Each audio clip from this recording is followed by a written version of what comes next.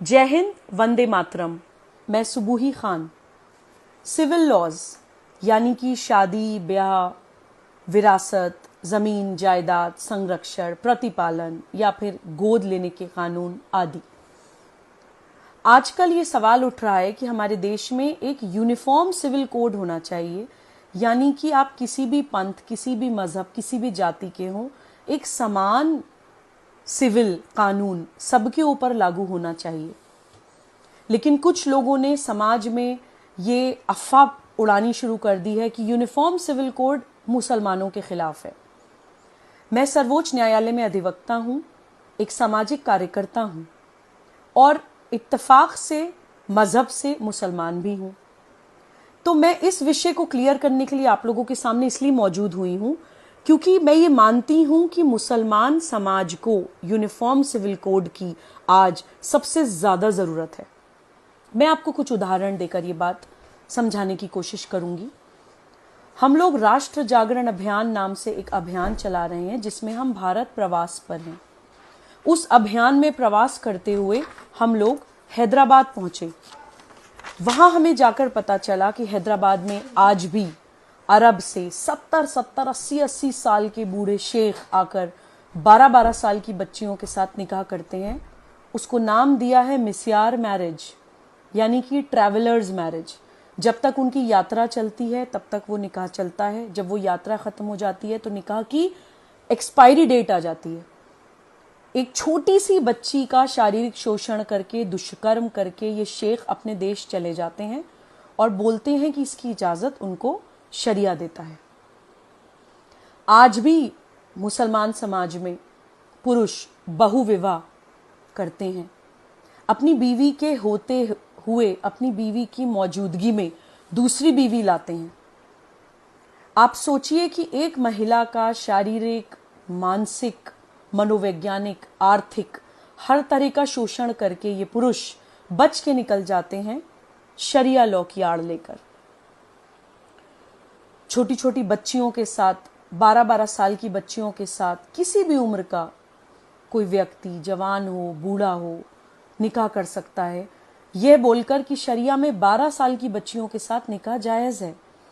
जब कोई बच्ची प्यूबर्टी अटेन कर लेती है, उसको पीरियड्स शुरू हो जाते हैं, तो शरिया के मुताबिक उसके साथ निकाह किया जा सकता है। ऐसा इन लोगों का मानना है। एक होता है अडॉप्शन, यानी गोद लेने का कानून। मुसलमान समाज में गोद लेने का भी कोई अधिकार नहीं है। अगर कोई मुसलमान महिला किसी भी कारणवश बच्चा पैदा नहीं कर पाती है तो उसको यह अधिकार नहीं है कि वो अपने देश की अडॉप्शन लॉज का इस्तेमाल करते हुए कोई बच्चा गोद ले ले, क्योंकि उस महिला के बच्चा पैदा ना कर पाने की स्थिति, उसकी वो एक दुखद स्थिति भी मौका देती है एक मुसलमान पुरुष को कि वो दूसरा निकाह कर सके इस बात पर कि तुम तो मुझे बच्चा नहीं दे सकती हो, तो मैं दूसरी शादी करके मुझे बच्चा चाहिए। गोद लेने का भी अधिकार एक मुसलमान महिला के पास नहीं है।